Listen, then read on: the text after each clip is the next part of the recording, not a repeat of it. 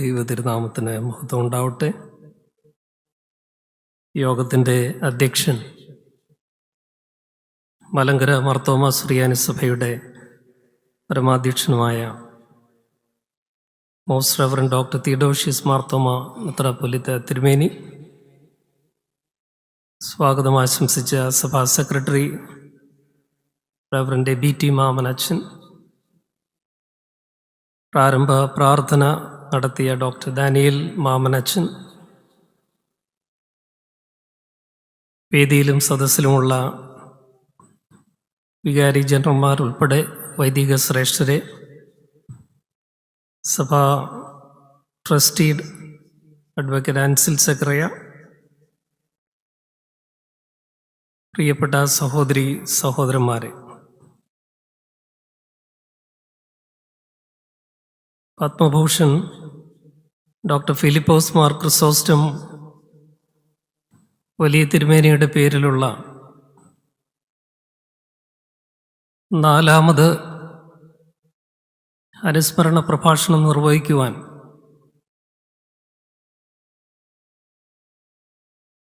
അർഹതയൊട്ടുമില്ലെങ്കിലും എന്നെ ക്ഷണിച്ച മാർത്തോമാ സഭയോടും സഭയുടെ പരമാധ്യക്ഷൻ അഭിവന്യ ഡോക്ടർ തിയോഡോഷ്യസ് മാർത്തോമാ മെത്രാപ്പൊലീത്തയോടും എന്നെ വ്യക്തിപരമായി ക്ഷണിച്ച പ്രിയപ്പെട്ട BT മാമനച്ചനോടും നിങ്ങളെല്ലാവരോടുമുള്ള നന്ദിയും കടപ്പാടും വലുതാണ്. അത് ഹൃദയത്തിൻ്റെ ഭാഷയിൽ ആദ്യമേ സമർപ്പിക്കുകയാണ്. സഹോദരി സഭയിൽപ്പെട്ട ഒരാൾക്ക് ഇത്രമാത്രം അവസരങ്ങൾ മാർത്തോമാ സഭയിൽ കിട്ടിയ വേറൊരാളുണ്ടോ എന്നെനിക്ക് സംശയമാണ്. ജോർജ് മാത്യു നാലുനാക്കൽ എന്ന പേരിൽ ഒരു യുവാവായിരുന്ന കാലം മുതൽ മാർത്തോമാ സഭയുടെ വിവിധ ഇടങ്ങളിൽ, വേദികളിൽ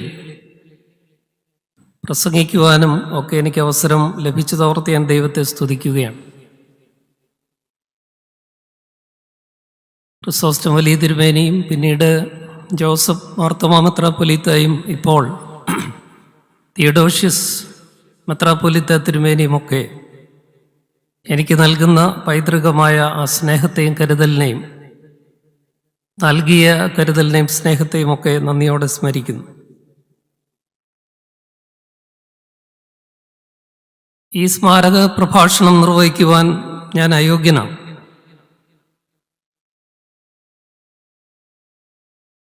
എങ്കിലും ആ യോഗ്യതകളെയൊക്കെ അവഗണിച്ചുകൊണ്ട് എന്നെ ക്ഷണിച്ചതിന് എനിക്ക് നന്ദിയുമുണ്ട്.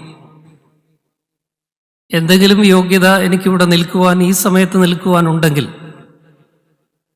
അത് നമ്മളിന്ന് ആരെ സ്മരിക്കുന്നുവോ ആ വലിയ തിരുമേനിയുമായി ഒരു 17-18 വർഷം അടുത്തറിയുവാനും അടുത്ത് ഇടപഴകുവാനും ഒരുമിച്ച് സഞ്ചരിക്കുവാനും വിവിധ വേദികളിൽ ഒരുമിച്ച് പങ്കെടുക്കുവാനും ഒക്കെ ലഭിച്ച അവസരങ്ങളാണ്. ആ അർത്ഥത്തിൽ ക്രിസോസ്റ്റം വലിയ തിരുമേനിയുടെ ഒരു ശിഷ്യൻ എന്ന നിലയിൽ മാത്രമാണ് എനിക്കിവിടെ നിൽക്കുവാനുള്ള അർഹത. എബിയച്ചൻ ഓർപ്പിച്ചതുപോലെ ധർമ്മവും കർമ്മവും നർമ്മവും ഒരുപോലെ സംഗമിച്ച ഒരു പ്രതിഭയായിരുന്നു ക്രിസോസ്റ്റം വലിയ തിരുമേനി. ബെർണാഡ് ഷോ ഗാന്ധിജിയെ വിശേഷിപ്പിച്ചത് ദ ഹിമാലയാസ് എന്നാണ്. ഒരുപക്ഷെ ആ വാക്ക് കടമെടുത്താൽ ക്രിസോസ്റ്റം വലിയ തിരുമേനിയും അങ്ങനെ വിശേഷിപ്പിക്കാം. ഹിമാലയ സാനുക്കളെ പോലെ പരന്ന അറിവും ആഴമുള്ള ആധ്യാത്മികതയും കൊണ്ട് നമ്മളെയൊക്കെ അനുഗ്രഹിച്ച ഒരു സഭാപിതാവ്. 103 വർഷത്തെ സാക്ഷി ജീവിതം കൊണ്ട് നമ്മളെ അനുഗ്രഹിച്ച ഒരു അപൂർവ ജന്മം. ജീവിച്ചിരുന്നപ്പോൾ തന്നെ ഒരു ലെജൻഡായിരുന്ന ഒരു അത്യപൂർവ പ്രതിഭാസം. അദ്ദേഹത്തിൻ്റെ കാലത്ത് ജീവിക്കുവാനും അദ്ദേഹത്തോടൊപ്പം സഞ്ചരിക്കുവാനും സാധിച്ചതോർത്ത് ഞാൻ ദൈവത്തെ സ്തുതിക്കുകയും മഹത്വപ്പെടുത്തുകയും ചെയ്തു. ഒന്ന് രണ്ട് വ്യക്തിപരമായ അനുഭവങ്ങൾ പറഞ്ഞു തുടങ്ങാമെന്ന് ഞാൻ കരുതുകയാണ്. ഞാൻ ബിഷപ്പായി തിരുവല്ലയിൽ വന്നതിന് ശേഷം പല പ്രാവശ്യം വലിയ തിരുമേനിയുമായിട്ട് അടുത്ത് ഇടപെടുവാനും പ്രവർത്തിക്കുവാനും സാധിച്ചിട്ടുണ്ട്. എനിക്ക് 50 വയസ്സായ 50th ബർത്ത്ഡേയ്ക്ക് ഞാനപ്പോൾ പരുമലയിലാണ് താമസിക്കുന്നത്.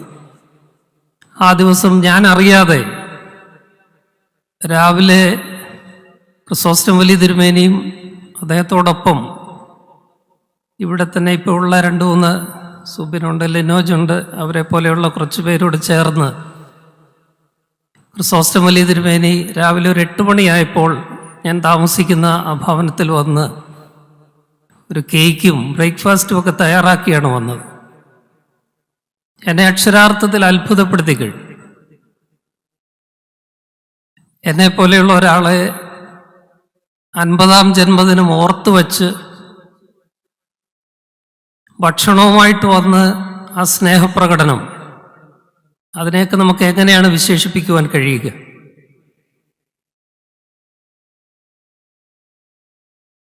ആ സമയത്ത് ഞാൻ വലിയ തിരുമേനിയോട് ചോദിച്ച ഒരു ചോദ്യവും അതിന് അദ്ദേഹം നൽകിയ മറുപടിയും പിറ്റേ ദിവസം മനോരമ പോലും റിപ്പോർട്ട് ചെയ്തതാണ്.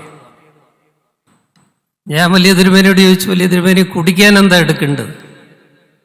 വലിയ തിരുമേനിയുടെ സ്വതസിദ്ധമായ ശൈലിയിലുള്ള മറുപടി, മെത്രാച്ചൻ അറിഞ്ഞില്ല ഞാൻ കുടി നിർത്തിയത്. എനിക്ക് ഉമ്മൻചാണ്ടിയെ പേടി. അദ്ദേഹം പറഞ്ഞു എല്ലാവരും കുടി നിർത്തണമെന്ന്, കാരണം ഞാൻ കുടി നിർത്തി എന്ന് പറഞ്ഞത് ഞാൻ ഓർക്കുകയാണ്. മറ്റൊരു വേളയിൽ ഞാൻ തിരുവല്ലയിൽ താമസിക്കുമ്പോൾ ഒരു അപകടത്തിൽ എനിക്ക് എൻ്റെ കാലിന് ഒരു ഒടിവൊക്കെ പറ്റി ഞാൻ പ്ലാസ്റ്ററൊക്കെ ഇട്ട് 3 മാസത്തോളം വിശ്രമത്തിൽ കഴിഞ്ഞൊരവസരത്തിൽ അവിടെയും അപ്രതീക്ഷിതമായി അദ്ദേഹം എന്നെ വന്ന് കണ്ട് പ്രാർത്ഥിച്ചു. അപ്പോൾ എന്നെ വന്ന് കാണുന്ന സമയത്ത് അങ്ങോട്ട് കയറുമ്പോൾ തന്നെ എന്നെ കാണുന്ന മാത്രമല്ല എന്നോട് പറയുന്നത്, ഇപ്പം മനസ്സിലായില്ലേ അടി തെറ്റിയാൽ ആനയും വീഴുമെന്ന്. അപ്പം ഞാൻ പറഞ്ഞു, ഞാനല്ലല്ലോ ആന എന്നൊക്കെ പറഞ്ഞെങ്കിലും അദ്ദേഹം പറഞ്ഞതിൻ്റെ പൊരുള് ഞാൻ ഊഹിച്ചെടുക്കുകയായിരുന്നു. അങ്ങനെ സ്വതസിദ്ധമായ നർമ്മത്തിൽ കൂടി അദ്ദേഹം നമ്മുടെ ഹൃദയങ്ങളെ കീഴടക്കിയിട്ടുണ്ട്. ആ അർത്ഥത്തിൽ ഒരു ശിഷ്യൻ എന്ന നിലയിൽ ഞാൻ അദ്ദേഹത്തിൽ നിന്ന് ധാരാളം പഠിക്കുവാൻ ശ്രമിച്ചിട്ടുണ്ട്. അതെത്രമാത്രം പ്രാവർത്തികമാക്കുവാൻ കഴിഞ്ഞു എന്നുള്ളത് മറ്റൊരു കാര്യം. A life well lived. യോഹന്നാന്റെ സുവിശേഷം 10-ാം അധ്യായത്തിന്റെ 10-ാമത്തെ വാക്യത്തിൽ, I have come to give you life, life in its abundance, life in its fullness. ഞാൻ വന്നത് നിങ്ങൾക്ക് ജീവൻ നൽകാനും സമൃദ്ധമായ ജീവിതം നൽകുവാനും. 133 വർഷം നമുക്ക് സമൃദ്ധമായ ജീവൻ പകർന്നു തന്ന ആ മഹാത്മാവിൻ്റെ ഓർമ്മയ്ക്ക് മുമ്പിൽ ഞാൻ എൻ്റെ ശിരസ്സ് ഒരിക്കൽ കൂടി നമിക്കുകയാണ്. എബിയച്ചൻ എന്നെ വിളിച്ചപ്പോൾ, ഞാൻ ഈ ക്ഷണം സ്വീകരിച്ചപ്പോൾ മുതൽ എൻ്റെ മനസ്സിലെ ഒരു ചിന്ത, ഈ പ്രഭാഷണത്തിന് എന്തായിരിക്കണം ഞാൻ ഊന്നൽ കൊടുക്കേണ്ടത് എന്ന് ചിന്തിച്ചപ്പോൾ എൻ്റെ മനസ്സിൽ വന്ന ഒരേ ഒരു ചിന്ത, അത് മനുഷ്യനെ കുറിച്ചായിരിക്കണം. അദ്ദേഹത്തിൻ്റെ കൂടെ 17 വർഷം സഞ്ചരിച്ചതിൽ നിന്നും വലിയ തിരുമേനിയുടെ കൂടെ 17 വർഷം അടുത്ത് പരിചയപ്പെട്ടതിൽ നിന്നൊക്കെ എനിക്ക് മനസ്സിലായത്, അദ്ദേഹം ഏറ്റവും കൂടുതൽ സംസാരിച്ചത് മനുഷ്യനെക്കുറിച്ച്.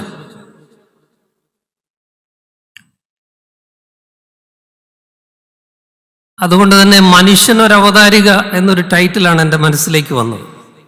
ഞാൻ വലിയ തിരുമേനിയുടെ അധ്യക്ഷ പ്രസംഗം കഴിഞ്ഞപ്പോൾ തിയോഡോഷ്യസ് തിരുമേനിയോട് പറഞ്ഞു, ഇനി ഞാനൊന്നും പറയേണ്ട ആവശ്യമില്ല, ആ വിഷയം സമൃദ്ധമായി സമഗ്രമായി അങ്ങ് തന്നെ പ്രതിപാദിച്ചു കഴിഞ്ഞിട്ട് ഞാൻ അതിന് ആമേൻ എന്നൊരു വാക്ക് പറഞ്ഞാൽ മതി. എങ്കിലും ഒരു 45 മിനിറ്റെങ്കിലും സംസാരിക്കണമെന്ന് എബിയച്ചൻ പറഞ്ഞതുകൊണ്ട് ബാക്കി ഞാനിവിടെ നിൽക്കുന്നു എന്ന് മാത്രമേ ഉള്ളൂ. അദ്ദേഹം ഏറ്റവും കൂടുതൽ സംസാരിച്ച മനുഷ്യൻ, ആ മനുഷ്യൻ, ദി ഐഡിയൽ ഹ്യൂമൻ, ദൈവം നമ്മിൽ നിന്ന് ആഗ്രഹിക്കുന്ന മനുഷ്യൻ, ആ മനുഷ്യൻ ഒരു അവതാരികയായിരുന്നു ക്രിസോസ്റ്റം വലിയ തിരുമേനി. എങ്ങനെയാണ് ഒരു ഉത്തമ മനുഷ്യൻ, ഒരു ദൈവിക മനുഷ്യൻ, ദൈവം ആഗ്രഹിക്കുന്ന മനുഷ്യൻ എങ്ങനെയായിരിക്കണം എന്നുള്ളതിൻ്റെ ഉത്തമമായ മാതൃകയായിരുന്നു ക്രിസോസ്റ്റം വലിയ തിരുമേനി. അതുകൊണ്ട് മനുഷ്യനൊരാമുഖം അവതാരിക എന്ന് പറയുമ്പോൾ ക്രിസോസ്റ്റം വലിയ തിരുമേനിയാണ് ഞാൻ മോഡലാക്കുന്നത്. തിയോഡോഷ്യസ് തിരുമേനി ഓർപ്പിച്ചതുപോലെ ഈ തലക്കെട്ട് നമ്മിൽ പെട്ടെന്ന് സ്മരണ ഉയർത്തുന്നത് സുഭാഷ് ചന്ദ്രൻ്റെ മനുഷ്യനൊരാമുഖം എന്ന നോവല് തന്നെയാണ്. ആ നോവലിൽ സുഭാഷ് ചന്ദ്രൻ പറയുന്നുണ്ട് മനുഷ്യനെക്കുറിച്ച്, ധീരനും സ്വതന്ത്രനും സർവോപരി സർഗാത്മകനുമായ മനുഷ്യ ശിശു 60-70 വർഷം കൊണ്ട് ഭീരുവായ പരതന്ത്രനായി തീർന്ന് സ്വന്തം സൃഷ്ടിപരത വംശവൃദ്ധിക്ക് വേണ്ടി മാത്രം ചെലവിട്ട് ഒടുവിൽ വൃദ്ധവേഷം കെട്ടിയ ഒരു കുട്ടിയായി മരിച്ചു പോകുന്നതിനെ മനുഷ്യജീവിതം എന്ന് നിങ്ങൾ വിളിക്കുന്നുവെങ്കിൽ, പ്രിയപ്പെട്ടവളെ, മനുഷ്യനായി പിറന്നതിൽ എനിക്ക് അഭിമാനിക്കാനൊന്നുമില്ല. പൂർണ്ണ വളർച്ചയെത്തും മുമ്പേ മരിച്ചു പോകുന്ന ഏകജീവി മനുഷ്യനാണെന്നാണ് സുഭാഷ് ചന്ദ്രൻ നമ്മെ ഓർപ്പിക്കുന്നത്. എന്നാൽ അദ്ദേഹത്തിൻ്റെ നിർവചനത്തിലെ മനുഷ്യന് ഘടകവിരുദ്ധമായ ഒരു മനുഷ്യനെയാണ് ക്രിസോസ്റ്റം വലിയ തിരുമേനിയിൽ നമ്മൾ കാണുന്നത്. ക്രിസോസ്റ്റം വലിയ തിരുമേനി ഒരിക്കലും ഭീരുവായിട്ടില്ല, പരതന്ത്രനായിട്ടില്ല. അദ്ദേഹത്തിന് ഒരിക്കലും പ്രായം ചെന്നിട്ടില്ല, വൃദ്ധവേഷം അദ്ദേഹം കെട്ടിയിട്ടില്ല. അതുകൊണ്ട് അദ്ദേഹം മരിച്ചു പോയിട്ടുമില്ല. അദ്ദേഹം ഇന്നും ജീവിക്കുകയാണ് എന്ന് ഞാൻ വിശ്വസിക്കുന്നു. വംശവൃദ്ധിക്ക് വേണ്ടി സൃഷ്ടിപരത മാറ്റിവെച്ച ഒരു വ്യക്തിയായിരുന്നില്ല അദ്ദേഹം. മറിച്ച് 103 വർഷക്കാലം മനുഷ്യ നിർമ്മാണത്തിന് വേണ്ടി, മനുഷ്യനെ മനുഷ്യനാക്കുക എന്നുള്ള ധർമ്മത്തിനു വേണ്ടി, കർമ്മത്തിനു വേണ്ടി അദ്ദേഹം തൻ്റെ ജീവനെ തന്നെ മാറ്റിവെച്ചു, സമർപ്പിച്ചു. ഒരിക്കൽ പോലും വൃദ്ധവേഷം കെട്ടാതെ 103 വർഷം ഒരു യുവാവായി, ഊർജത്തിൽ യുവാവായി നമ്മുടെ ഇടയിൽ ജീവിച്ചു. 3 കാര്യങ്ങൾ പെട്ടെന്ന് പറഞ്ഞ് എൻ്റെ വാക്കുകൾ ഉപസംഹരിക്കാമെന്ന് ഞാൻ കരുതുകയാണ് മനുഷ്യനുമായി ബന്ധപ്പെട്ട്. യോഹന്നാന്റെ സുവിശേഷം 19-ാം അധ്യായത്തിൻ്റെ 5-ാമത്തെ വാക്യത്തിൽ പ്രസിദ്ധമായ 2 വാക്കുകളും ലാറ്റിൻ ഭാഷയിൽ, എഖെ ഹോമോ, behold the man, behold the human being, behold the man, ഇതാ മനുഷ്യൻ. പൊന്തിയോസ് പീലാത്തോസ് യേശുവിനെ കുരിശിക്കുവാനായിട്ട് കൊടുക്കുന്നതിന് മുമ്പ് ജനങ്ങളുടെ മുമ്പിൽ യേശുവിനെ പ്രസന്റ് ചെയ്യുന്നത്, ഇൻട്രൊഡ്യൂസ് ചെയ്യുന്നത് ഇങ്ങനെയാണ്, എഖെ ഹോമോ, ബിഹോൾഡ് ദ മാൻ. ഉത്തമ മനുഷ്യനെ കുറിച്ച് സംസാരിക്കുമ്പോൾ നമുക്ക് പ്രസന്റ് ചെയ്യാവുന്ന എക്കെ ഹോമോ എന്ന് പറഞ്ഞ് the ideal man, the ideal human being എന്ന നിലയിൽ നമുക്ക് പരിചയപ്പെടുത്താവുന്നത് ക്രിസോസ്റ്റം വലിയ തിരുമേനിയായിരുന്നു. അദ്ദേഹം ഏറ്റവും കൂടുതൽ ഉച്ചരിച്ച വാക്കും ഒരുപക്ഷെ മനുഷ്യൻ എന്നായിരിക്കണം. കെ.സി. സെൻ എന്ന ഇന്ത്യൻ ക്രിസ്ത്യൻ തിയോളജിയൻ, അദ്ദേഹം യേശുക്രിസ്തുവിൻ്റെ മനുഷ്യാവതാരത്തെക്കുറിച്ച് പറയുമ്പോൾ ക്രിസ്തുവിനെ പ്രസന്റ് ചെയ്യുന്നത് ദൈവത്തിൻ്റെ മനുഷ്യമുഖം, the human face of God എന്നാണ് ക്രിസ്തുവിനെ വിളിക്കുന്നത്. ദൈവത്തിൻ്റെ മനുഷ്യമുഖം. അപ്പോൾ മനുഷ്യന്റെ യഥാർത്ഥ മുഖം ദൈവം എങ്ങനെ ആഗ്രഹിക്കുന്നു അത് ക്രിസോസ്റ്റം വലിയ തിരുമേനിയിൽ നമുക്ക് കാണുവാൻ സാധിക്കും. അതുകൊണ്ടാണ് ക്രിസോസ്റ്റം വലിയ തിരുമേനി ഒരുപക്ഷെ അദ്ദേഹത്തിൻ്റെ ഭൂരിപക്ഷം പ്രസംഗങ്ങളിലും പറഞ്ഞ ഒരു വരി എൻ്റെ മനസ്സിൽ ഇപ്പോഴും ഞാൻ സൂക്ഷിക്കുന്നത്, മനുഷ്യനെ മനുഷ്യനാക്കുവാൻ ദൈവം മനുഷ്യനായി വന്നു. നമുക്കറിയാം സെന്റ് അത്തനാസിയോസ് പറഞ്ഞിട്ടുണ്ട്, മനുഷ്യനെ ദൈവമാക്കുവാൻ ദൈവം മനുഷ്യനായി. ഓർത്തഡോക്സ് തിയോളജിയിൽ ഡീയിഫിക്കേഷൻ, തിയോസിസ് എന്നൊക്കെ പറയുന്ന ആ കാഴ്ചപ്പാടാണ്. എന്നാൽ ക്രിസോസ്റ്റം വലിയ തിരുമേനി നമ്മുടെ അഭിമാനമായിരുന്ന എം തോമസ് സാറിനെ പോലെയൊക്കെ ഹ്യൂമനൈസേഷനാണ് പ്രയോറിറ്റി കൊടുത്തത്. ഡിവിനൈസേഷൻ അടുത്ത സ്റ്റെപ്പാണ്. പക്ഷെ അതിലെത്തുന്നതിന് മുമ്പ് മനുഷ്യനാദ്യം മനുഷ്യനാകണം, എങ്കിലേ ദൈവീകമാകുവാനായിട്ട് സാധിക്കുകയുള്ളൂ. ഹ്യൂമൻ പ്രോജക്റ്റ്, ഹ്യൂമനൈസേഷൻ എന്ന പ്രോജക്റ്റ്, മാനവീകരണം എന്ന പ്രോജക്റ്റ്, മനുഷ്യനെ മനുഷ്യനാക്കുക എന്നുള്ള പ്രോജക്റ്റ് ക്രിസോസ്റ്റം വലിയ തിരുമേനിയുടെ ഒരു ദൈവശാസ്ത്ര പ്രോജക്റ്റായിരുന്നു. അതുകൊണ്ട് തന്നെ അദ്ദേഹം എപ്പോഴും മനുഷ്യനെ കുറിച്ച് എപ്പോഴും ഉത്കണ്ഠ ഉള്ള ഒരു വ്യക്തിയായിരുന്നു. അദ്ദേഹം പറഞ്ഞു, we know God in human terms. നമുക്ക് ദൈവത്തെ മനുഷ്യന്റെ രൂപത്തിലും ഭാവത്തിലുമേ കാണുവാൻ സാധിക്കുകയുള്ളൂ. Therefore Christ became a human being. അതുകൊണ്ടാണ് ക്രിസ്തു ഒരു മനുഷ്യനായി പിറവിയെടുത്ത്. ആ മനുഷ്യനെ നമ്മൾ കാണേണ്ടതോ പാവപ്പെട്ടവരിലും പതിതരിലും. മനുഷ്യനെ കണ്ടെത്തുവാനും മനുഷ്യരെ മറ്റുള്ളവർക്ക് കാണിച്ചു കൊടുക്കുവാനുമാണ് ക്രിസോസ്റ്റം വലിയ തിരുമേനി തൻ്റെ ജീവിതം മുഴുവൻ പങ്കുവച്ചു. സച്ചിൻ ടെണ്ടുൽക്കർ റിട്ടയർ ചെയ്ത സമയത്ത് അദ്ദേഹത്തിൻ്റെ ഫെയർവെൽ സ്പീച്ചിൽ പറഞ്ഞൊരു കാര്യമുണ്ട്. ടെണ്ടുൽക്കർ പറഞ്ഞു, it is important to be a good player. ഒരു നല്ല കളിക്കാരനാകുക എന്നുള്ളത് പ്രധാനപ്പെട്ട കാര്യം തന്നെയാണ്.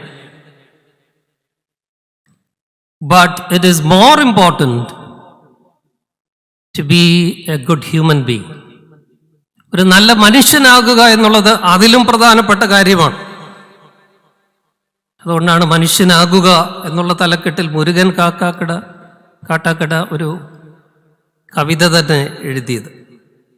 അപ്പം മനുഷ്യനാകുക, മനുഷ്യനാക്കുക എന്നുള്ളൊരു വലിയ പ്രോജക്റ്റ് ക്രിസോസ്റ്റം വലിയ തിരുമേനിയുടെ സുവിശേഷത്തിൻ്റെ കാതലായിരുന്നു. ജീവിതം മുഴുവൻ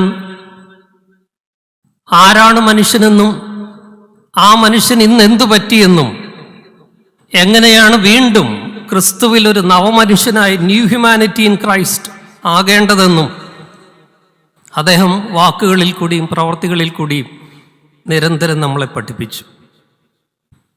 നമ്മുടെ നാട്ടിൽ ആരാണ് മനുഷ്യൻ എന്നുള്ള ചോദ്യം നമ്മൾ ഉയർത്തുമ്പോൾ ഒരുപക്ഷെ ആദ്യം നമ്മുടെ മനസ്സിലേക്ക് വരുന്നത് നമ്മളൊക്കെ ജാതി മനുഷ്യരായി മാറി.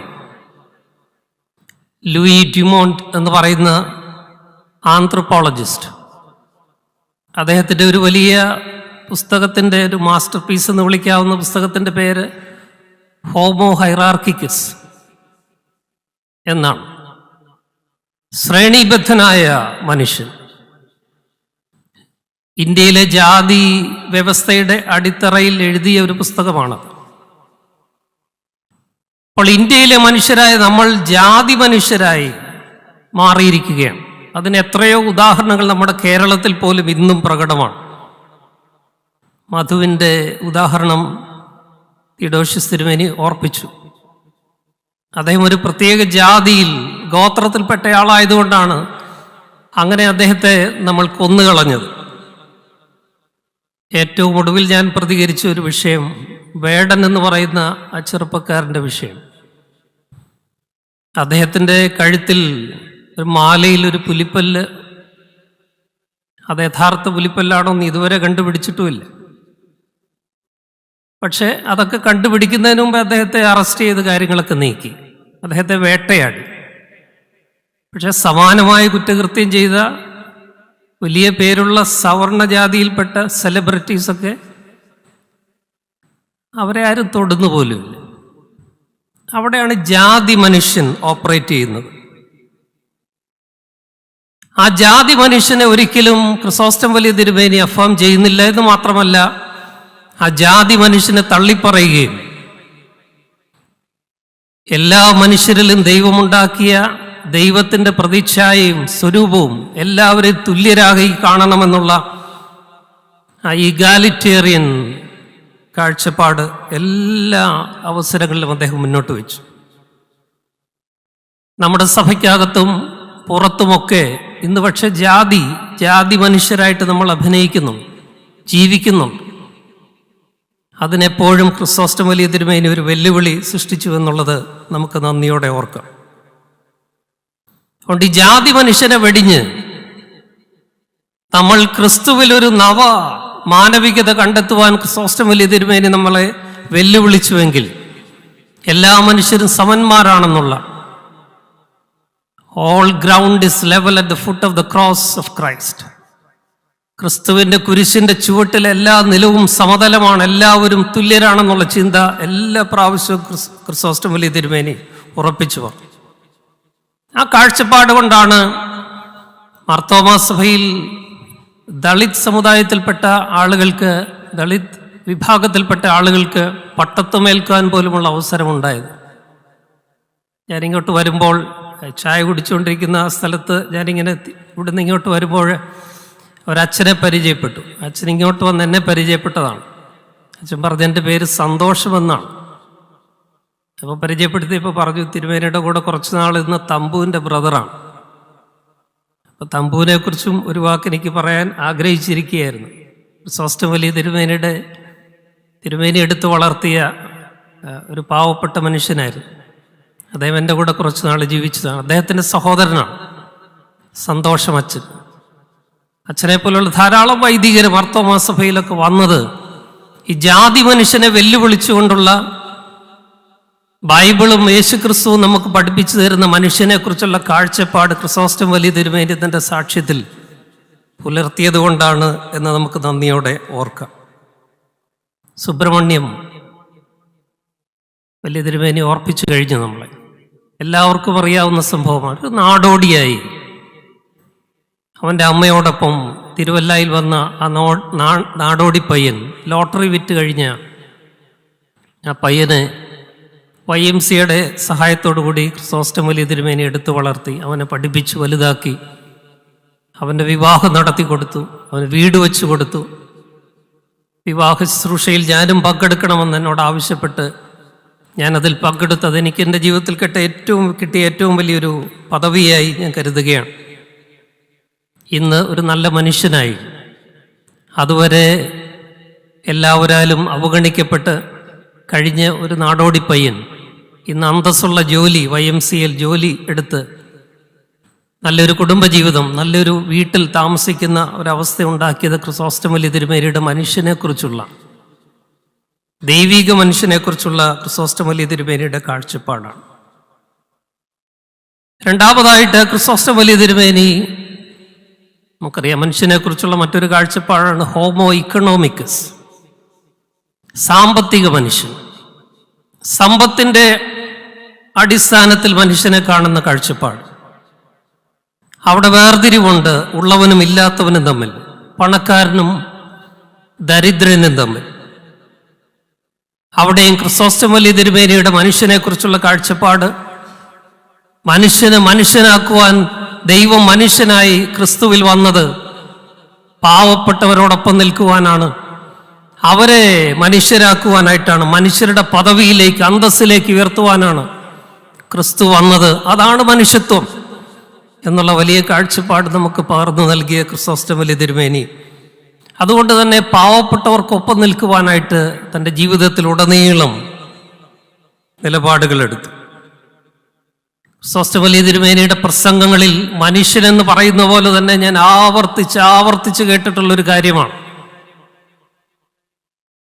ഒരു പഞ്ചായത്തിൽ പ്രസംഗിക്കാൻ വന്നാൽ അവിടെ ഇരിക്കുന്ന എല്ലാവരോടും, പ്രത്യേകിച്ച് അധികാരത്തിലുള്ളവരോടൊക്കെ പറയും, ഈ പഞ്ചായത്തിൽ ഒരാൾക്ക് പോലും ഭക്ഷണം കിട്ടാതിരിക്കരുത്, ഒരാൾക്ക് പോലും വീടില്ലാത്ത അവസരം ഉണ്ടാവരുത്, ഒരാൾക്ക് പോലും വിദ്യാഭ്യാസം ചെയ്യാൻ കഴിയാത്ത സാഹചര്യം ഉണ്ടാവരുത്, ഒരാൾക്ക് പോലും നല്ല വസ്ത്രവും മരുന്നുമില്ലാത്ത അവസ്ഥ ഉണ്ടാവരുത്. അടിസ്ഥാന ആവശ്യങ്ങളെല്ലാം സാധിച്ചു കൊടുക്കണം.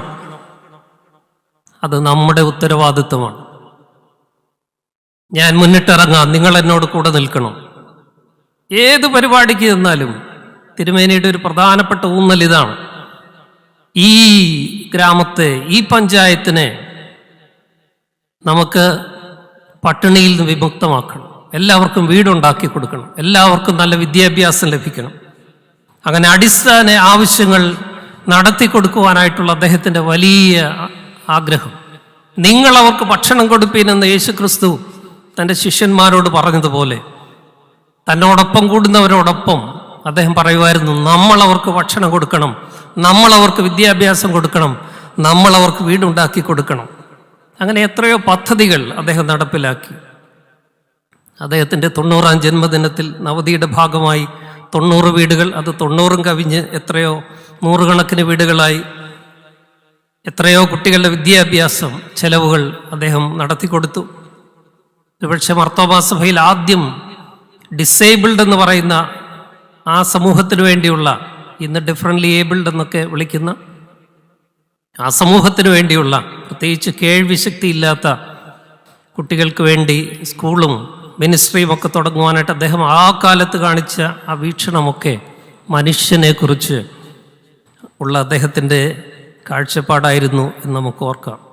മീൽസ് ഓൺ വീൽസ്, പട്ടിണിയെക്കുറിച്ചുള്ള അദ്ദേഹത്തിൻ്റെ വലിയ ഉത്കണ്ഠയിൽ നിന്ന് വന്നതാണ്. അങ്ങനെ എത്രയോ പ്രോജക്റ്റുകൾ അദ്ദേഹം നടപ്പിലാക്കി. ഞാൻ പലയിടത്തും പറഞ്ഞിട്ടുള്ള ഒരു അനുഭവമാണ് ഞങ്ങളുടെ ഏബലിൻ്റെ കഥ. എൻ്റെ സ്വദേശമായ നാലുനാക്കിൽ എൻ്റെയൊക്കെ വീട്ടിൽ കൂലിപ്പണിക്ക് വന്നിരുന്ന തങ്കച്ചൻ ഒരു ദിവസം തിരുവല്ലയിൽ ഞാൻ താമസിക്കുമ്പോൾ എന്നെ ഫോൺ വിളിച്ച് പറഞ്ഞു, പിതാവേ, ഒരു സങ്കടം പറയാനാണ് വിളിച്ചത്. എൻ്റെ മകൻ, ടിജോയുടെ മകൻ, എൻ്റെ കൊച്ചുമകൻ ഏബൽ, അവനുണ്ടായപ്പോൾ 2 കൈയുടെ മുട്ടുവരെയുള്ളൂ, 1 കാലിൻ്റെ മുട്ടുവരെയുള്ളൂ. അങ്ങനെ 1 കാലിൻ്റെ പകുതിയും 2 കരങ്ങളുടെ പകുതിയുമായിട്ട് ജനിച്ച ആ കുഞ്ഞിൻ്റെ ചിത്രമൊക്കെ എനിക്ക് അയച്ചു തന്നിട്ട് പറഞ്ഞു, ഇവനെ കാണുമ്പോൾ എനിക്ക് ഉറക്കം വരുന്നില്ല, ഇവൻ വളർന്നു വരുമ്പോൾ എങ്ങനെ ജീവിക്കുമെന്ന് ഓർത്തിട്ട് എനിക്ക് മനസ്സമാധാനമില്ല. പിതാവ് സഹായിക്കണം, പ്രാർത്ഥിക്കണം. വെല്ലൂർ ആശുപത്രിയിൽ ചികിത്സ ചെയ്താൽ കുറേയൊക്കെ മാറ്റം വരും, പക്ഷെ ഞങ്ങൾക്കതിനാവില്ലല്ലോ, സഹായിക്കണമെന്ന് പറഞ്ഞു. ഞാനിത് സമന്വയ സൗഹൃദവേദി എന്ന് ക്രിസോസ്റ്റം വലിയ തിരുമേനി തന്നെ നേതൃത്വമെടുത്ത് തുടങ്ങിയ ഒരു മതസൗഹൃദ വേദിയും അവിടുത്തെ സുഹൃത്തുക്കളുമായിട്ട് പങ്കുവച്ചു. അപ്പോൾ എല്ലാവരും പറഞ്ഞു, നമുക്ക് പോയി ക്രിസോസ്റ്റം വലിയ തിരുമേനിയെ കാണാം. തിരുമേനിയുടെ നിന്ന് ഒരു റെക്കമെൻഡേഷൻ ലെറ്റർ CMC വെല്ലൂർക്ക് കൊടുക്കാനായിട്ട് മേടിച്ചാൽ ഡിസ്കൗണ്ട് കിട്ടും, നമുക്ക് കുറച്ച് പണം പിരിച്ച് അവൻ്റെ ചികിത്സ നടത്താം. അങ്ങനെ ഞങ്ങൾ അപ്പോയിൻമെൻ്റ് എടുത്ത് മാരാമണ്ണിൽ തിരുമേനിയെ പോയി കാണുന്നു. ഈ ഏബൽ എന്ന് പറയുന്ന ബാലനും അവൻ്റെ മാതാപിതാക്കളുമൊക്കെ ഞങ്ങളോട് കൂടെയുണ്ട്. കുറച്ചു നേരം അവനെ കണ്ട് സംസാരിച്ചു, അവൻ്റെ മാതാപിതാക്കളോട് സംസാരിച്ചു, ഞങ്ങളോട് സംസാരിച്ചു. അപ്പോൾ ഞങ്ങളൊരു കത്ത് തരണം എന്ന് പറഞ്ഞപ്പോൾ ക്രിസോസ്റ്റം വലിയ തിരുമേനി അദ്ദേഹത്തിൻ്റെ അന്നത്തെ ഡ്രൈവറായിരുന്ന എബിയെ വിളിച്ചിട്ട് എന്തോ പറഞ്ഞു. എബി അകത്ത് പോയിട്ട് ഒരു ചെക്ക് ബുക്കും ഒരു പേനായും കൂടെ എടുത്തുകൊണ്ട് വന്നു. തിരുമേനിയുടെ കയ്യിലേക്ക് കൊടുത്തു. തിരുമേനിയുടെ വിറയ്ക്കുന്ന കൈകൾ കൊണ്ട് അദ്ദേഹം അതിൽ 1,00,000 രൂപ എന്ന് എഴുതിയിട്ട് സൈൻ ചെയ്തു. എന്നിട്ട് അദ്ദേഹം ആ ചെക്ക് എൻ്റെ കയ്യിൽ തന്നിട്ട് പറഞ്ഞു, താനിത് കൊണ്ടുപോയി അടവയ്ക്കണം. ഇതേ വാക്കുകളാണ് ഉപയോഗിച്ച്, താനിത് കൊണ്ടുപോയി അടവയ്ക്കണം.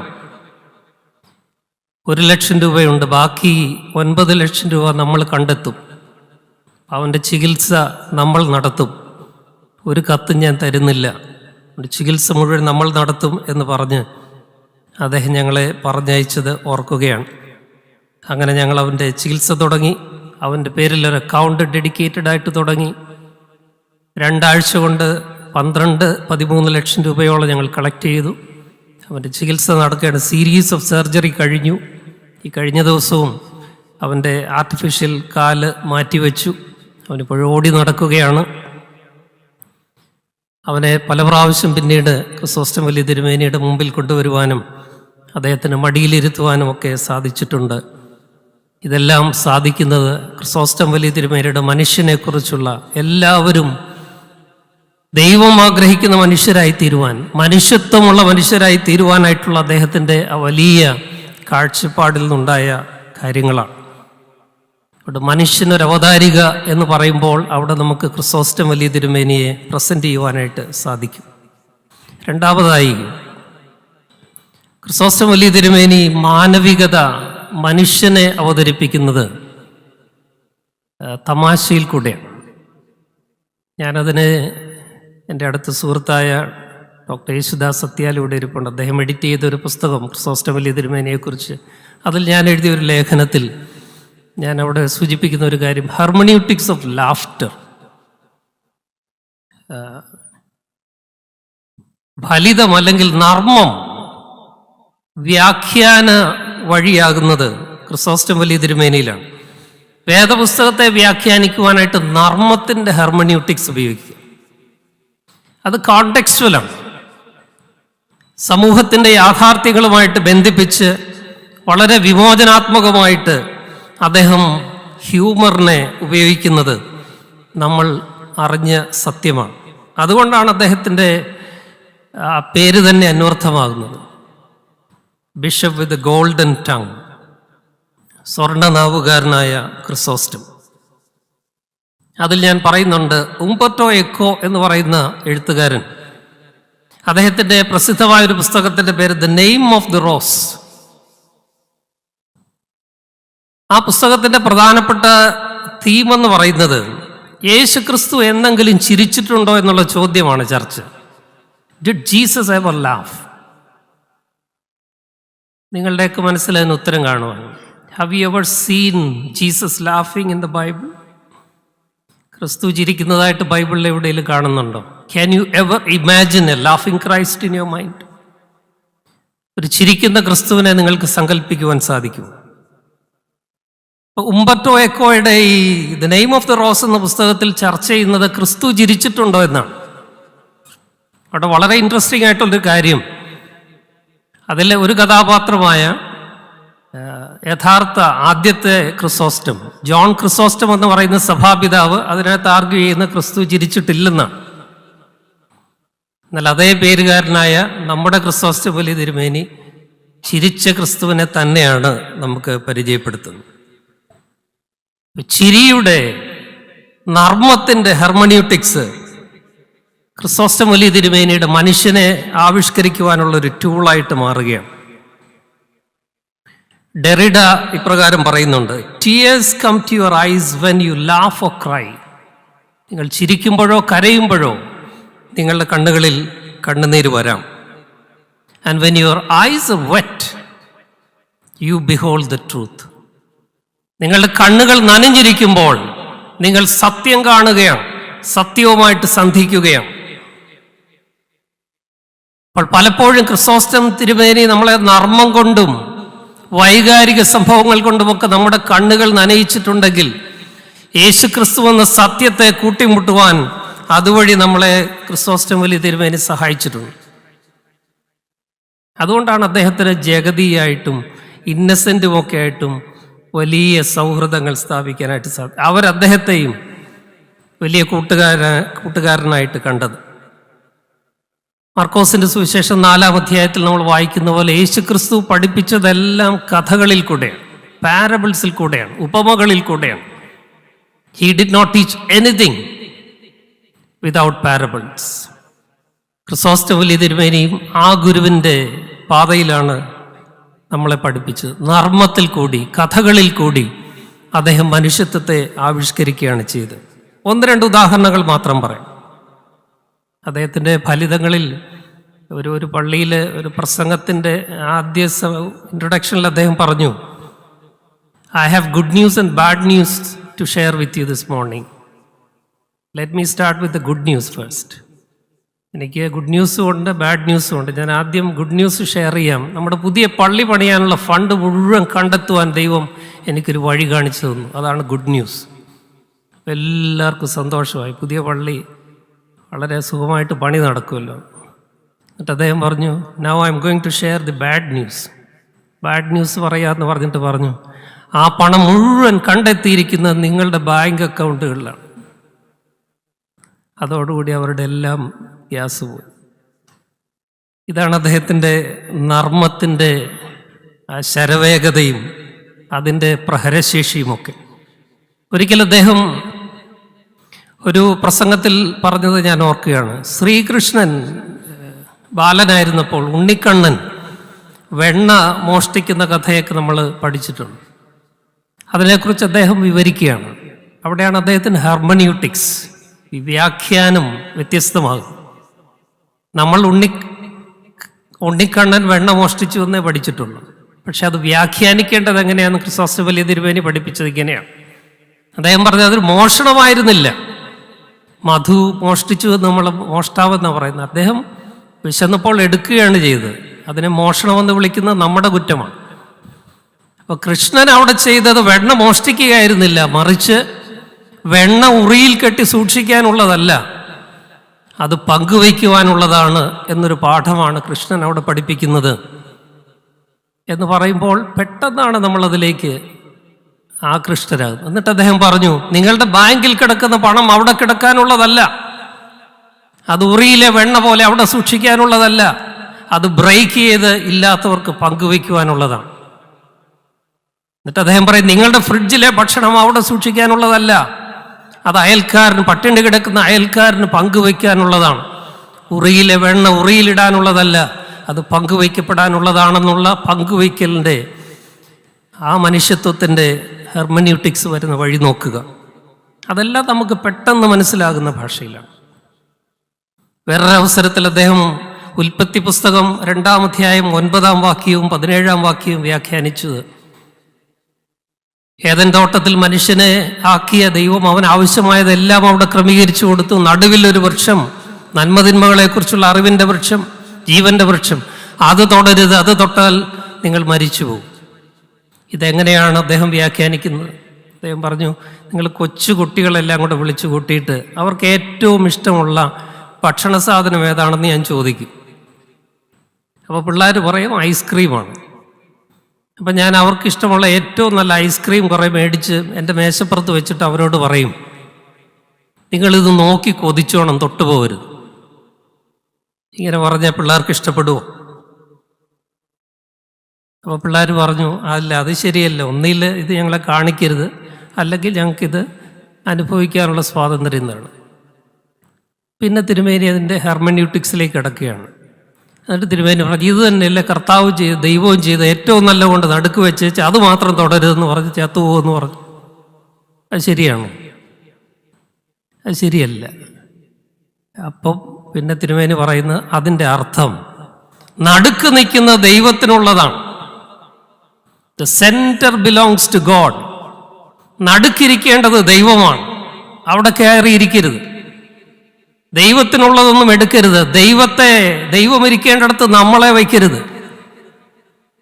ദൈവം കളിക്കരുത്.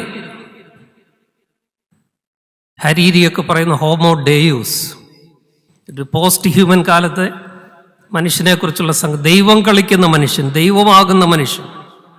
അപ്പോൾ ദൈവത്തിൻ്റെ സ്ഥാനം ദൈവത്തിന് കൊടുക്കുന്ന ഒരു മനുഷ്യൻ, ദൈവം കളിക്കാത്ത മനുഷ്യൻ, ഒരു വലിയ കാഴ്ചപ്പാട് അവിടെ നൽകുകയാണ്.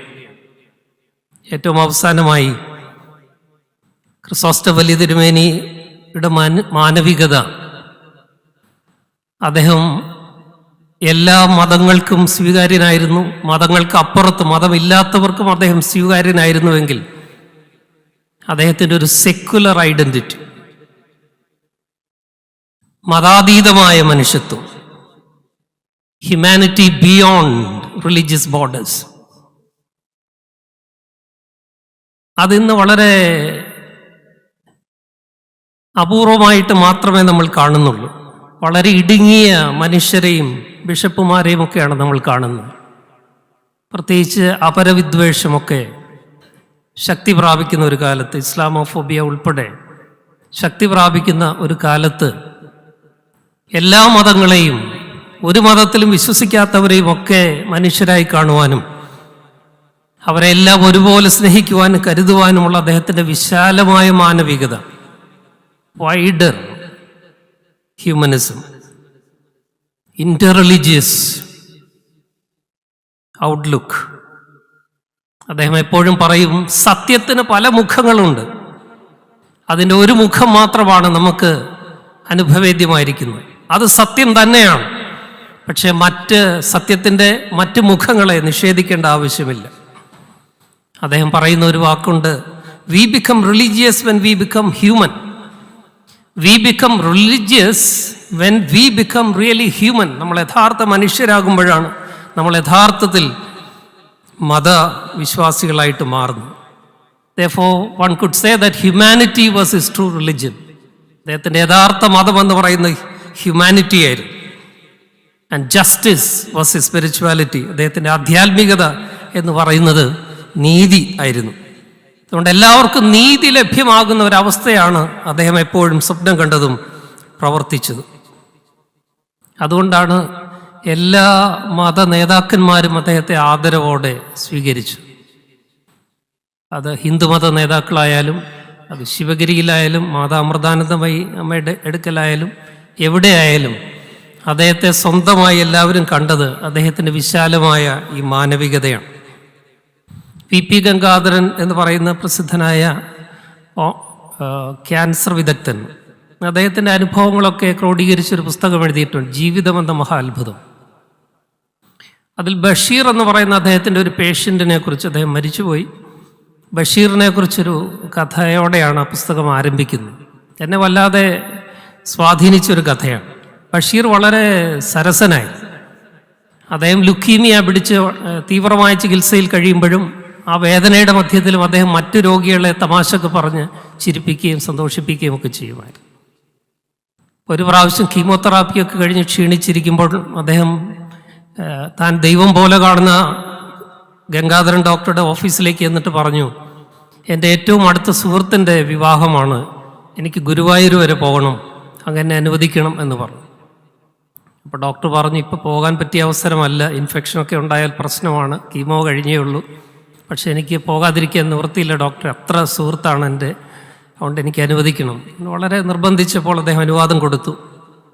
അങ്ങനെ അദ്ദേഹം ആ സുഹൃത്തിൻ്റെ കല്യാണം, ഗുരുവായൂരിൽ നടന്ന കല്യാണത്തിൽ പങ്കെടുത്തിട്ട് തിരിച്ചു വന്നു കഴിഞ്ഞിട്ട് 2 ദിവസം കഴിഞ്ഞ് അദ്ദേഹം വീണ്ടും ഗംഗാധരൻ ഡോക്ടറുടെ മുറിയിലേക്ക് അപ്പോയിൻമെൻ്റ് എടുത്ത് ചെന്നു. അദ്ദേഹത്തോട് പറഞ്ഞു, ഡോക്ടറെ, ഞാൻ ഈശ്വരനെ പോലെയാണ് കാണുന്നത്, ഞാൻ 5 നേരം നിസ്കരിക്കുന്ന ഒരു മുസ്ലിമാണ്, പക്ഷെ ഞാൻ അങ്ങയിൽ ദൈവത്തെ കാണുന്നു, എനിക്കിനി ദിവസങ്ങൾ ബാക്കിയുള്ളൂ എന്ന് എനിക്കറിയാം, അതാണ് എൻ്റെ ഹഞ്ച്, ഞാൻ അധികം നാളിനി ജീവിച്ചിരിക്കില്ല, പക്ഷെ മരിക്കുന്നതിന് മുമ്പ് എനിക്കൊരു വലിയ ആഗ്രഹം ഉണ്ടായിരുന്നു, അതെനിക്ക് സാധിക്കണം, അതിനാണ് ഞാൻ ഇന്ന് വന്നത്, അങ്ങേക്കൊരു സമ്മാനം തരണം. എനിക്ക് പണം തന്ന് സഹായിക്കാനോ സമ്മാനം തരാനോ ഒന്നും നിവൃത്തിയുള്ള പാവപ്പെട്ട ഒരാളാണ് ഞാൻ, പക്ഷേ എൻ്റെ ഈ സ്നേഹസമ്മാനം, എൻ്റെ ഹൃദയം തൊട്ട് ഞാൻ നൽകുന്ന ഈ സമ്മാനം അങ്ങ് വാങ്ങണം എന്ന് പറഞ്ഞ് ഒരു പൊതിഞ്ഞ് ഒരു ഗിഫ്റ്റ് അദ്ദേഹം കൊടുക്കുന്നു. അത് വാങ്ങിയ ഡോക്ടർ ഗംഗാധരൻ അത് തുറന്നു നോക്കുമ്പോൾ അദ്ദേഹം അത്ഭുതപ്പെട്ടു പോയി. അദ്ദേഹം ഗുരുവായൂർ പോയിട്ട് വന്നപ്പോൾ അവിടുന്ന് ഗുരുവായൂരപ്പൻ്റെ ഒരു ഛായാചിത്രം ആണ് ഒരു സമ്മാനമായിട്ട് നൽകുന്നത്. 5 നേരം നിസ്കരിക്കുന്ന മുസ്ലിമായ ഞാൻ അങ്ങേക്ക്, ഞാൻ ഈശ്വരതുല്യം കാണുന്ന അങ്ങേക്ക് നൽകുന്ന, ഹൃദയത്തിൽ തൊട്ട് നൽകുന്ന സമ്മാനമാണ് ഇത്, അങ്ങയുടെ സ്വീകരണ മുറിയിൽ അലമാരിയിൽ വെക്കണം, കാണുമ്പോഴൊക്കെ എന്നെ ഓർത്ത് പ്രാർത്ഥിക്കണം എന്ന് അദ്ദേഹം പറഞ്ഞത് എന്നെ വല്ലാതെ സ്പർശിച്ച ഒരു അനുഭവമാണ്. അദ്ദേഹത്തിന് സ്വന്തം സമുദായത്തിലെ എന്തെങ്കിലും ഒരു സമ്മാനം, ഒരു സിംബോളിക്കായിട്ട് കൊടുക്കാമായിരുന്നു, പക്ഷേ ഒരു ഇസ്ലാം മതവിശ്വാസിയെ അദ്ദേഹം ഡോക്ടറുടെ മതത്തിൽപ്പെട്ട അദ്ദേഹത്തിൻ്റെ ആ വിശ്വാസത്തെ ആദരിച്ചുകൊണ്ടാണ് സമ്മാനം നൽകുന്നത്. അതാണ് മാനവികത എന്ന് പറയുന്നത്. അതാണ് ക്രിസോസ്റ്റം വലിയ തിരുമേനി. അദ്ദേഹം ചില അമ്പലങ്ങളിൽ പോകുമ്പോൾ പ്രസാദം സ്വീകരിക്കും, കൊടുത്താൽ സ്വീകരിക്കും, അതൊക്കെ വിമർശനത്തിന് വിധേയമായിട്ടുണ്ട്, പക്ഷേ അദ്ദേഹം അതിനെ കാണുന്നത് മാനവികതയുടെ, ഹ്യൂമാനിറ്റിയുടെ, മനുഷ്യത്വത്തിൻ്റെ കാഴ്ചപ്പാടിലായതുകൊണ്ടാണ് അദ്ദേഹത്തിന് അങ്ങനെയൊക്കെ വിശാലമായിട്ട് ചിന്തിക്കുവാനും ഇടപെടുവാനും ഒക്കെ കഴിഞ്ഞത്. അത് ഡയലോഗ് ഓഫ് ലൈഫ് എന്ന് നമുക്ക് വിളിക്കാം. അത് ദാർശനികമായി ഇൻ്റലക്ച്വൽ ലെവലിൽ നടത്തുന്ന ഡയലോഗ് ആയിരുന്നില്ല, മറിച്ച് മനുഷ്യൻ്റെ ജീവിതത്തിൻ്റെ പല ഘട്ടങ്ങളിൽ മനുഷ്യരുമായിട്ടുള്ള ഇടപെടലുകളിൽ കൂടി അദ്ദേഹം ഒരു ഡയലോഗ് ഓഫ് ലൈഫ് എങ്ങനെയായിരിക്കണം എന്ന് നമുക്ക് കാണിച്ചു തരികയായിരുന്നു. അങ്ങനെയാണ് തിരുവല്ലയിൽ ഞങ്ങളെല്ലാവരോടും ചേർന്ന് ക്രിസോസ്റ്റം വലിയ തിരുമേനിയുടെ രക്ഷാധികാരിത്വത്തിൽ അദ്ദേഹത്തിൻ്റെ ആശയത്തിൻ്റെ പിൻബലത്തിൽ സമന്വയ മതസൗഹൃദവേദി ആരംഭിക്കുന്നു.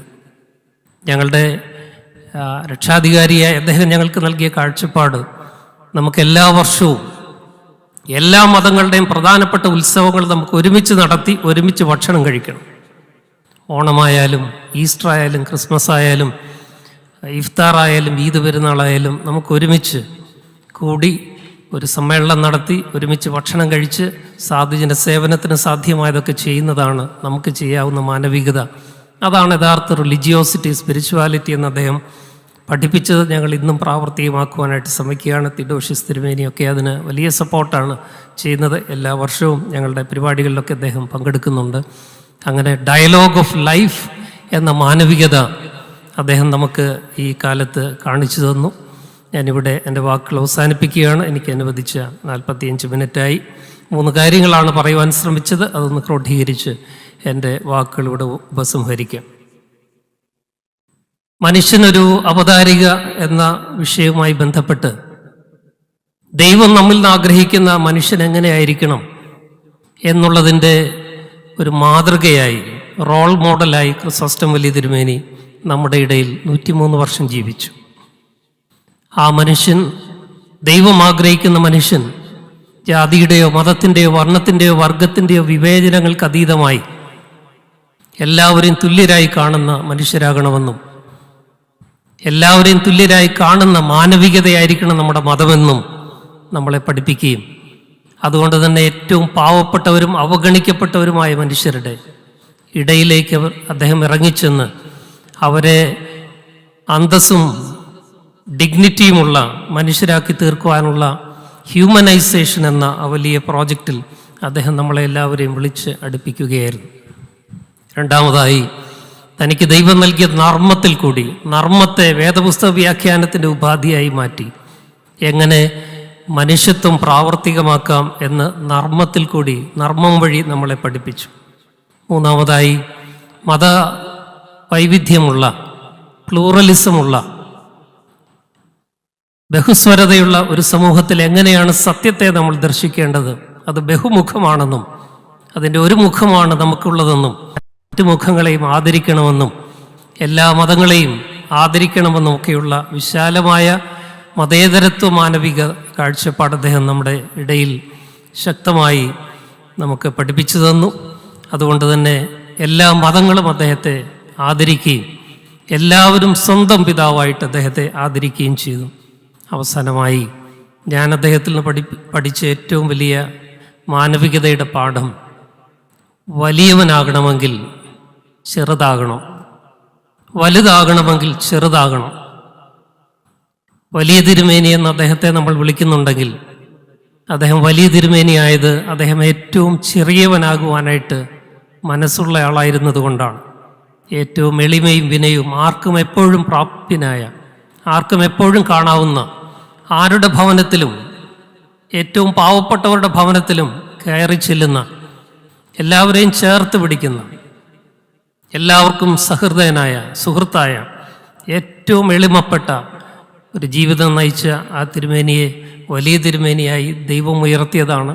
അതുകൊണ്ട് വലുതാകുവാൻ ആഗ്രഹിക്കുന്നെങ്കിൽ കുഞ്ഞുണ്ണി മാഷിൻ്റെ കവിതാശകലം പോലെ വലുതാകാൻ ചെറുതാകുക എന്നുള്ള ആ വലിയ പാഠം എന്നെയും നമ്മളെയും ഒക്കെ പഠിപ്പിച്ച ക്രിസോസ്റ്റം വലിയ തിരുമേനി എന്നുള്ള ആ വലിയ ദൈവീക മനുഷ്യൻ്റെ പാവനമായ ദീപ്തമായ ഓർമ്മകൾക്ക് മുമ്പിൽ ഒരിക്കൽ കൂടി ഞാൻ എൻ്റെ ശിരസ് നമിച്ചുകൊണ്ട് ഇങ്ങനെയൊരു അനുസ്മരണ പ്രഭാഷണം നടത്തുവാനായിട്ട് അവസരം തന്ന മാർത്തോമ സഭയോടും അതിൻ്റെ പരമാധ്യക്ഷൻ എന്നെ ഏറെ സ്നേഹിക്കുകയും കരുതുകയും ചെയ്യുന്ന അഭിവന്യ most reverend doctor Theodosius Marthoma മെത്രാപ്പൊലീത്തായോടും വ്യക്തിപരമായി എന്നെ ക്ഷണിച്ച സഭയുടെ സെക്രട്ടറി റവറൻഡ് BT മാമനച്ചനോടും 45-50 മിനിറ്റോളം നിങ്ങളെന്നെ സഹിച്ചതിന് നിങ്ങളെല്ലാവരോടുമുള്ള നന്ദിയും കടപ്പാടും അറിയിച്ചുകൊണ്ട് എൻ്റെ വാക്കുകൾ അവസാനിപ്പിക്കുന്നു.